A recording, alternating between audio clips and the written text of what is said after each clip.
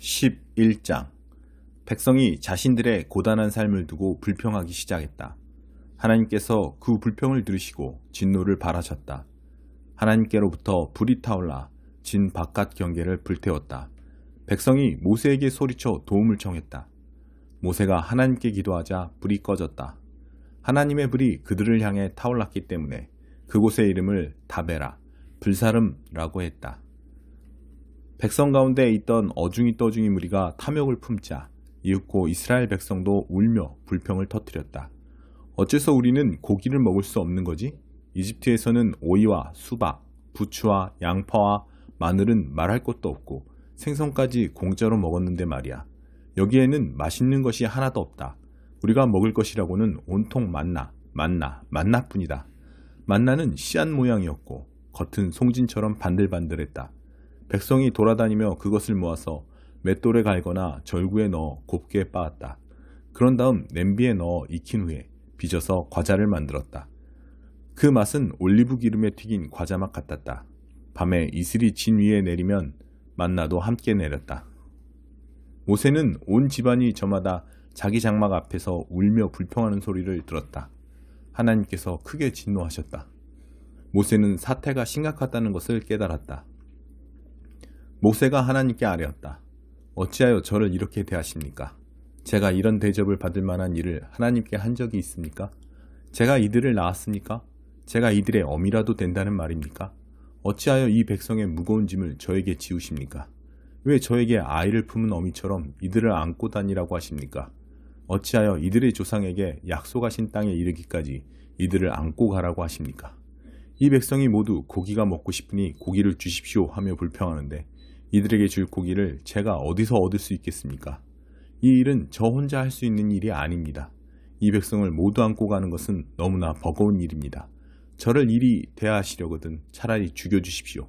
저는 볼 만큼 보고 겪을 만큼 겪었습니다. 저를 여기서 벗어나게 해주십시오. 하나님께서 모세에게 말씀하셨다. 이스라엘의 지도자들 가운데서 70명을 불러 모아라. 그들은 내가 하는 이들로 존경받고 신뢰할 만한 사람들이어야 한다. 그들을 회막으로 데려오너라. 내가 거기서 너를 만나겠다. 내가 내려가서 너와 이야기하겠다. 내가 내게 내려준 영을 그들에게도 내려주겠다. 그러면 그들이 이 백성의 짐을 일부 짊어질 수 있을 것이다.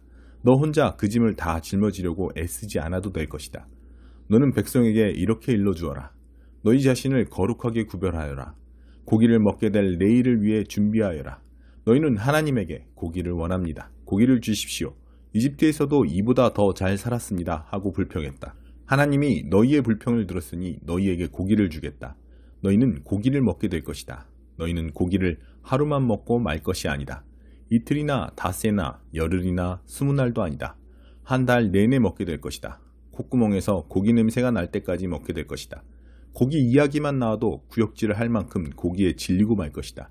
너희 가운데 있는 하나님을 너희가 거부하고 그 얼굴을 향해 아이고 우리가 어쩌자고 이집트를 떠났던가 하면서 불평했기 때문이다. 모세가 아뢰었다. 제가 이 자리에 서 있지만 지금 이 자리에는 걸어서 행진하는 장정 60만 명이 저를 둘러싸고 있습니다. 하나님께서는 내가 그들에게 고기를 주겠다. 한 달 동안 매일 고기를 주겠다고 하시는데 그 고기가 어디서 나온단 말입니까? 양떼와 소떼를 다 잡는다고 한들 넉넉하겠습니까? 바다의 고기를 다 잡는다고 한들 충분하겠습니까? 하나님께서 모세에게 대답하셨다. 그래서 너는 내가 너희를 보살피지 못할 것이라고 생각하느냐? 이제 너는 내가 말한 것이 너희에게 일어나는지 안 일어나는지 곧 보게 될 것이다. 모세가 밖으로 나가서 하나님께서 하신 말씀을 백성에게 알렸다. 그는 지도자 70명을 불러 모아 그들을 장막 주위에 세웠다. 하나님께서 구름 가운데 내려오셔서 모세에게 말씀하시고 모세에게 내린 영을 70명의 지도자들에게도 내려주셨다. 그 영이 그들에게 내려와 머물자 그들이 예언을 했다. 그러나 예언을 계속하지는 못했다. 그것은 단 한 번 일어난 일이었다. 한편 두 사람, 곧 엘닷과 메닷이 진 안에 남아 있었다. 그들은 지도자 명단에 들어있었지만 장막으로 가지 않고 진에 있었다. 그런데도 영이 그들에게 내려와 머물렀고 그들도 진에서 예언을 했다. 한 젊은이가 모세에게 달려와서 알렸다. 엘닷과 메닷이 진에서 예언하고 있습니다. 그러자 젊은 시절부터 모세의 오른팔 역할을 해온 눈의 아들 여호수아가 말했다. 나의 주인 모세여, 그들을 말리셔야 합니다. 그러나 모세는 이렇게 말했다. 내가 나를 위해 시기하는 것이냐? 나는 하나님의 백성이 다 예언자가 되었으면 좋겠다. 하나님께서 모든 백성에게 그분의 영을 내려주셨으면 좋겠다. 모세와 이스라엘의 지도자들이 진으로 돌아왔다. 하나님께서 일으키신 바람이 바다에서 메추라기를 몰고 왔다. 메추라기가 진 안에 90cm가량 쌓였고 진 밖으로는 사방 하루길 되는 거리까지 쌓였다. 그날 낮과 밤과 그 다음 날까지 백성이 나가서 종일토록 메추라기를 주워 모으니 그 양이 상당했다. 그들 가운데 가장 적게 거둔 사람도 2200리터를 모았다. 그들은 그것들을 진 사방에 널어 말렸다. 그러나 그들이 메추라기를 씹어 미처 한 입 삼키기도 전에 하나님께서 백성에게 크게 진노하셨다. 하나님께서 그들을 끔찍한 전염병으로 치셨다. 결국 그들은 그곳을 기브롯 핫다아와 탐욕의 무덤이라고 불렀다. 그들은 고기를 탐한 백성을 그곳에 묻었다. 그들은 기브롯 핫다아를 떠나 하세롯으로 행진해 갔다. 그들은 하세롯에 머물렀다. 48편 고라자손의 시. 하나님은 위대한 신분, 그분의 도성에 찬양이 가득하다. 그분의 거룩한 산, 숨막히도록 놀라우니 대지에 기쁨이여라. 시온산 북녘에 우뚝 솟아오르니 온 세상 왕이신 분의 도성이여라. 하나님께서 그 성체 안에 계시니 넘볼자 없도다. 왕들이 도모하여 무리지어 몰려왔으나 보자마자 머리 가로젓고 뿔뿔이 도망쳤다.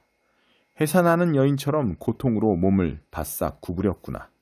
주께서 거센 동풍으로 다시스의 배들을 박살내셨습니다. 우리가 그 소식을 들었고 이제 두 눈으로 똑똑히 보았습니다. 만군의 하나님이 계신 도성, 그 도성, 우리 하나님이 기초를 든든히 세우시고 영원토록 흔들리지 않게 하셨다. 하나님, 우리가 주님의 성전에서 주님의 행동하는 사랑을 깊이 새기며 기다렸습니다.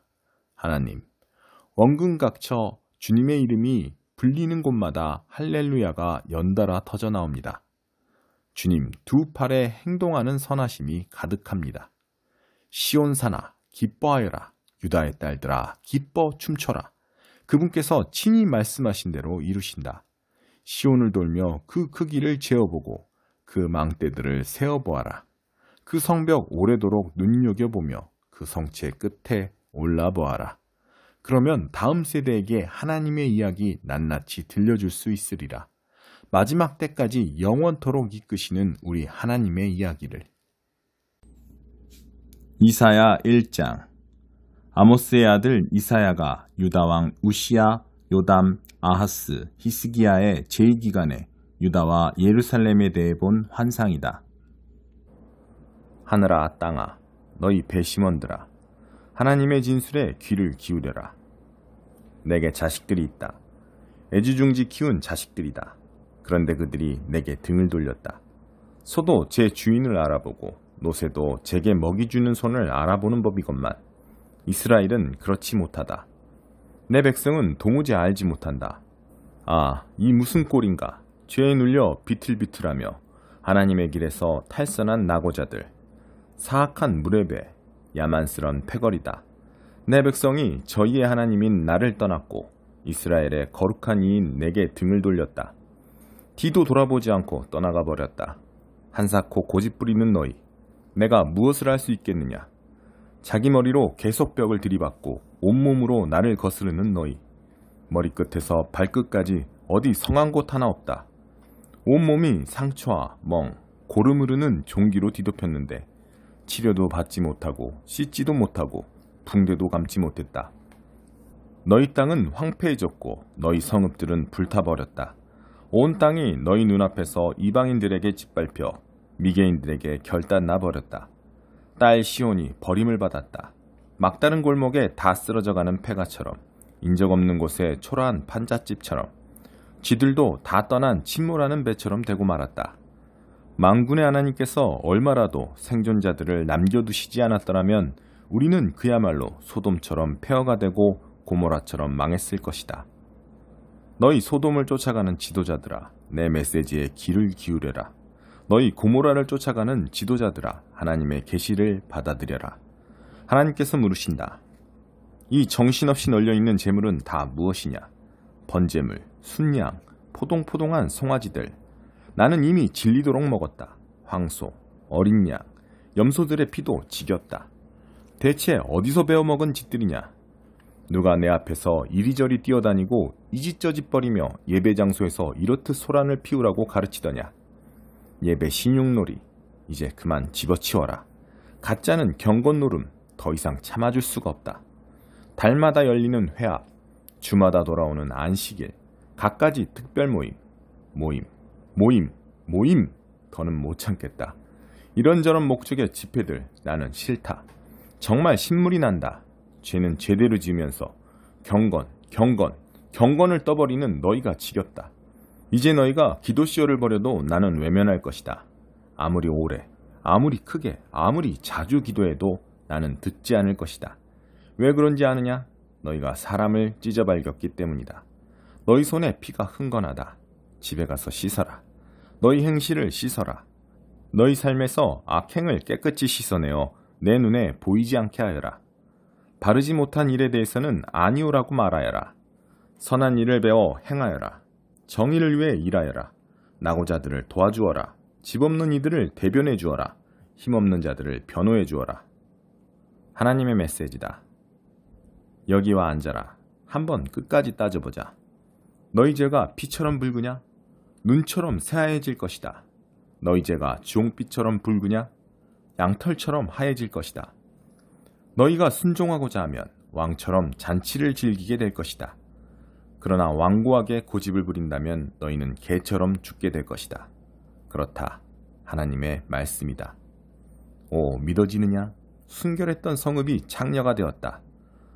전에는 정이 빼면 시체였던 그녀, 서로 좋은 이웃으로 살았던 자들이 이제는 서로가 서로의 목을 노린다. 너희 돈은 위조 지폐고 너희 포도주는 물탄 가짜다. 너희 지도자들은 사기꾼과 내통하는 변절자들이다. 그들은 가장 높은 값을 부르는 자들에게 자신을 팔아넘기며 뭐든지 닥치는 대로 집어삼킨다. 그들은 집 없는 이들을 대변하는 법이 없고 힘없는 자들을 변호해주는 법도 없다. 그러므로 주 곧 만군의 하나님, 이스라엘의 전능하신 분의 포고다. 이제 나를 대적하던 자들을 가만두지 않겠다. 내 원수들에게 보복하겠다. 귀싸대기를 갈겨서라도 너희 삶에서 쓰레기를 치우고 너를 깨끗이 청소해주겠다. 처음으로 되돌아가 내 가운데 정직한 재판관과 현명한 좋은 자들이 서게 하겠다. 그러면 너는 새 이름을 갖게 될 것이다. 백성을 바르게 대하는 성읍, 참 푸른 성읍이라 불릴 것이다. 하나님의 바른 길이 시온을 다시 바로 세워줄 것이다. 하나님의 올바른 조처가 회개한 백성을 회복시킬 것이다. 그러나 반역자와 하나님을 배신한 자들은 끝장날 것이다. 하나님을 저버린 자들은 막다른 골목에 몰릴 것이다. 저 상수리나무 숲 산당에서 농탕질을 벌인 너희, 최신 유행하는 신과 여신의 동산을 찾아다니며 얼빠진 짓거리를 벌인 너희는 천하제일의 얼간이로 판명날 것이다. 결국 잎이 다 떨어진 상수리나무처럼 되고 말 것이다. 물이 말라 시들어 죽은 정원처럼 되고 말 것이다. 강한 자가 죽은 나무 껍질, 죽은 장가지에 불과하고 그가 벌이는 일이란 화재나 일으키는 불똥일 뿐임이 드러날 것이며 그 화재로 그와 그의 모든 일이 재와 연기만 남긴 채 사라질 것이다. 9장 가시적 비유인 성소. 첫 번째 계획에는 예배를 위한 지침과 특별히 고안된 예배 장소가 있었습니다. 바깥을 두르는 큰 장막을 세우고 그 안에 등잔대와 상과 하나님께 드리는 빵을 두었는데 이곳을 성소라고 했습니다. 그런 다음 휘장을 치고 그 뒤에 작은 내부 장막을 세웠는데 이곳을 지성소라고 했습니다. 거기에는 금으로 만든 분향제단과 금을 입힌 언약궤가 놓여 있었고 언약궤 안에는 만나를 담은 금항아리와 아론의 쌍난 지팡이와 언약의 두 돌판이 있었고 천사가 날개로 덮는 모양의 속죄소가 언약궤를 덮고 있었습니다. 하지만 지금은 이것들에 대해 이야기할 시간이 없습니다. 이런 것이 갖춰진 뒤에 제사장들이 큰 장막에 들어가 직무를 수행했습니다. 작은 내부 장막에는 대제사장만이 1년에 한 번 들어가서 자기 죄와 백성의 누적된 죄를 위해 피를 제물로 드렸습니다. 이것은 큰 장막이 서 있는 동안에는 백성이 하나님께로 걸어 들어갈 수 없음을 성령께서 시각적 비유로 보여주신 것입니다. 이 제도 아래서 드려진 예물과 제물은 예식과 행위의 문제에 해당할 뿐 문제의 핵심에는 다가가지 못합니다. 백성의 양심을 만족시켜주지 못합니다. 본질적으로 이 제도는 철저히 재정비될 때까지 한시적으로 차용된 제도일 뿐입니다. 하늘의 실체를 가리키는 단서. 그러나 메시아께서 뛰어난 새 언약의 대제사장으로 오셔서 이 창조 세계에 있는 옛 장막과 그 부속물을 지나시고 하늘에 있는 장막인 참 성소로 영단번에 들어가셨습니다. 또한 그분은 염소와 송아지의 피로 드리는 제물 대신에 자신의 피로 값을 치르심으로 영단번에 우리를 자유케 하셨습니다. 동물의 피와 정결 예식도 우리의 신앙과 행위를 실제로 깨끗하게 해준다면 하물며 그리스도의 피는 우리의 삶 전체를 안팎으로 얼마나 더 깨끗하게 해줄지 생각해 보십시오. 그리스도께서 성령을 힘입어 자기 몸을 흠없는 제물로 드리심으로 스스로 훌륭해지려는 부질없는 수고에서 우리를 자유케 하셨습니다. 그리하여 우리는 전력을 다해 하나님을 위해 살 수 있게 되었습니다. 유언은 사람이 죽어야 그 효력이 발생합니다. 새 언약도 예수께서 죽으심으로 효력이 발생했습니다. 그분의 죽으심은 옛 계획에서 새 계획으로 바뀌었음을 나타내는 표지입니다.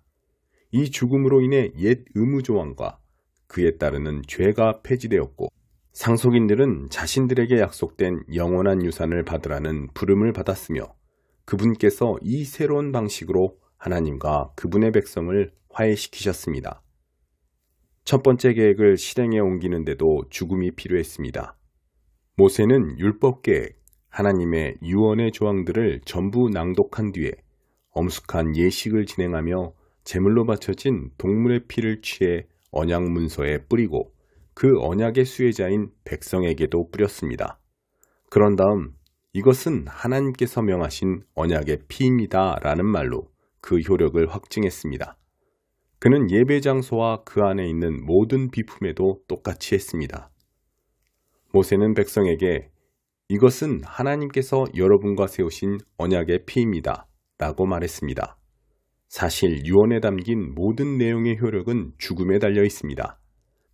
죽음의 증거인 피가 우리의 전통 속에서 특히 죄 용서와 관련해 그토록 자주 사용된 것은 이 때문입니다. 이것으로 하늘에 있는 실체를 가리키는 그 모든 부차적 의식에서 피와 죽음이 왜 그토록 중요한 역할을 했는지 설명됩니다. 또한 지금 더 이상 동물 제물이 쓸모없고 필요 없게 된 것도 설명됩니다. 그리스도께서는 이 땅에 있는 성소로 들어가신 것이 아닙니다. 그분은 참 성소로 들어가셔서 우리 죄를 위한 희생제물로 자기 몸을 하나님께 드리셨습니다. 옛 계획 아래에 있는 대제사장들은 해마다 동물의 피를 가지고 성소에 들어갔지만 그리스도께서는 그러실 필요가 없습니다. 만일 해마다 성소에 들어가셔야 했다면 그분은 역사가 진행되는 내내 되풀이해서 자기 몸을 드리셔야 했을 것입니다. 그러나 그분은 영단번에 자기 몸을 희생제물로 드리셨습니다.